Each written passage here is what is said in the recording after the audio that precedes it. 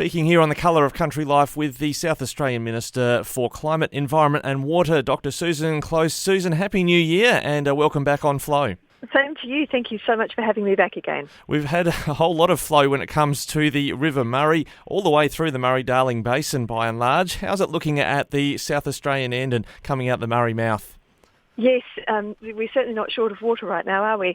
Look, it's a mixed experience, isn't it? Because in many ways this is a natural event, although an extreme one, and brings a lot of environmental benefits that will be seen over years as we see ecosystems coming back and therefore a whole lot of animals and birds and wildlife generally flourishing.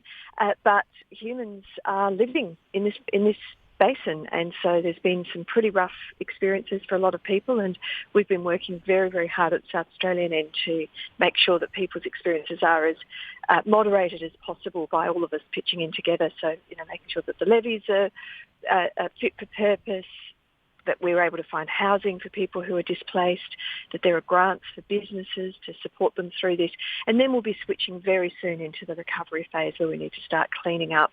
And if any of your listeners are in the situation in South Australia of worrying about what's going to happen once the water comes down, please get onto the flood line. Please let us know that you'd like an assessment. It's free and there is support for cleaning up, and we'll make sure that that's as easy and smooth as possible. Yes, we've certainly had a number of great initiatives from the state government when it comes to help and support for people in the Riverland, Mid-Murray and Lower Murray affected communities as the recovery begins. Minister, on the environmental front, is there negatives for some species, positives for others? Is there fish kill happening in the midst of this Blackwater events, or is it by and large a positive? Well, we haven't really seen the Blackwater events yet, and my view is that that's most likely as we see the water start to recede. So the flow at the moment is keeping things moving. But once the water recedes, and it will be happening very quickly over the next few weeks, that we'll see an incredible drop-off the rate of water coming across the border. What will happen then is that there'll be water left on the floodplains that will become stagnant. And in the warm summer that we're still having, what could well happen is that we start to see that build up of organic material that rots and therefore takes away the capacity for fish to get access to the oxygen they need.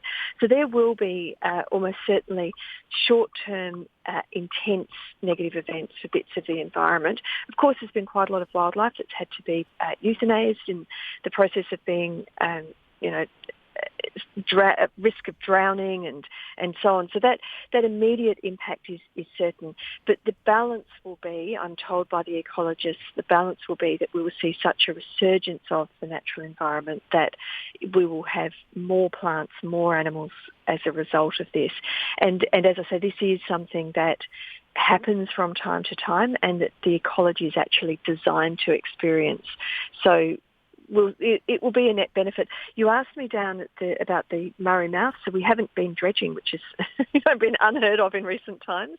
We're suspending the dredging to keep the Murray mouth open. That's all pushed through really well. Of course, ironically, that very flow is bringing a lot of organic matter and silt down, and that itself will now start to clog up the river as the rate of flow, the mouth as the rate of flow eases off.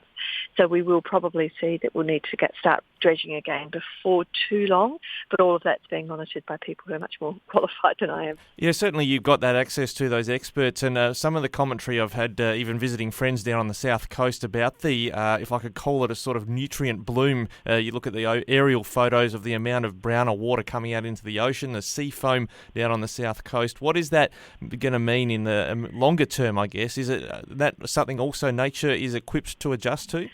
Well, it is a lot at once, and so while I'm reasonably confident that the experience of the basin, the land, the floodplains will be a net positive, but with some acute negative experiences on the way through for the environment, that big flush through into our ocean is something that I'm a bit concerned about, and we will see. One of the important things is that we monitor and get the scientists in to see what the impact is. This won't be the last flood we have. It's the biggest flood we've had in 40, 50 years. So it is important that we understand what that means. We know with climate change, although we don't precisely know what will happen in any given year as a result of climate change, that generally there will be more extreme weather events. So we have to prepare for this happening again, and we need to understand the impact. And I'm particularly interested from an environmental perspective about the impact on the ocean, whether that big push out of nutrients is able to be absorbed quickly and swept away, or whether it's going to cause some lasting damage. So we'll work that through and understand it, and that's the beauty and the drama of nature, isn't it? Things happen. Absolutely. Moving on to higher ground, up into the Mallee. It's always nice when you discover something you thought we'd lost in the form of a whipbird. Isn't that fantastic? So there's an endangered white-bellied whipbird, endangered in South Australia and Australia, and we had assumed that it was extinct after those. There was a huge amount of fires, if you recall, through Ngarkat and into Victoria, and we assumed in 2014, we generally understood that meant that the whipbird was gone in that area, localised, extinct.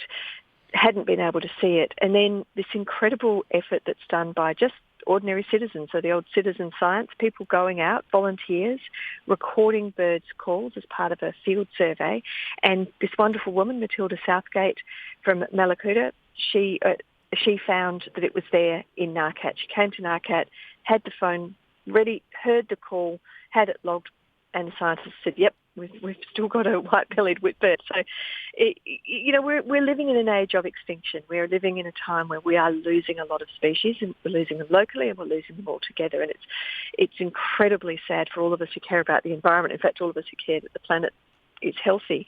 But this is a good piece of news, and it's done because we have volunteers and because we run citizen science. So it pleases me so much. Yeah, we played the sound. We picked this up in November when BirdLife Australia first thought they might have picked it up. Apparently it's the first time since 1974 that they've detected this species in existence. Does it mean any measures, even at the South Australian side of the border, might be needed for further protection of the species? I don't think so. I mean, Ngarkat's very well protected. Ngarkat is unfortunately very prone to fire, and it's such a, if you fly between Victoria and South Australia, you see this huge, dark, complex blot on the landscape. Or blot makes it sound negative. This big patch of green, very dense, very complex. So brilliant, but very hard to manage fire in. So the one thing that we're really concerned about is that we try to deal with fire when it happens, because that's a very big threat to the territory for this bird. But otherwise, this is why we have national parks. This is why we have protected areas, so that there are parts of our land that species that are rare, endangered, under pressure are able to thrive. We thought it hadn't worked with this one, and now we realise that we're back in the game.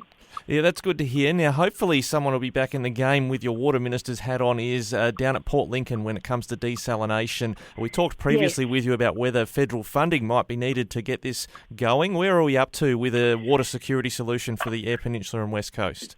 So we'll be in a position in the next few weeks to announce what SA Water's view is about where we need to put it. You'll recall, and your listeners will probably recall, that there's a challenge over where we should be having this desal plant. The SA Water came up with a location. Some locals, particularly associated with aquaculture, were concerned about that location, and the last government under David Spears as the Environment Minister decided that rather than making a decision then, he would create a site selection committee with community members. So they've been spending, and I inherited that, was prepared to let them continue their work. So they have been looking at various alternatives. All of those alternatives we know are much more expensive, and therefore we've gone to Canberra and said, if we were to choose one of these, would you help us fund it? Now Canberra's indicating not only that it's not certain whether they would fund it or not at all, but that it will take them a good year to work that out. And we're concerned about the water security of Port Lincoln and the Eyre Peninsula. The Yulee South Basin is under serious pressure, and we can't afford to have a major town, a major place that people depend on economically and socially to run out of water. So SA Water is doing all of that diligence at the moment. They're working out the alternative costs for the different locations. They're working out the timing of the basin, and I'm expecting to get advice from them very soon about that, fitting in the question of whether we can get any money from Canberra. So it'll all come together very soon, and we'll have to just make a decision. All right, Minister, we look forward to updates on that, and thank you for your time today on a range of topics. Catch you later, Minister Susan Close. Always excellent to talk to you. Thank you, Ricky.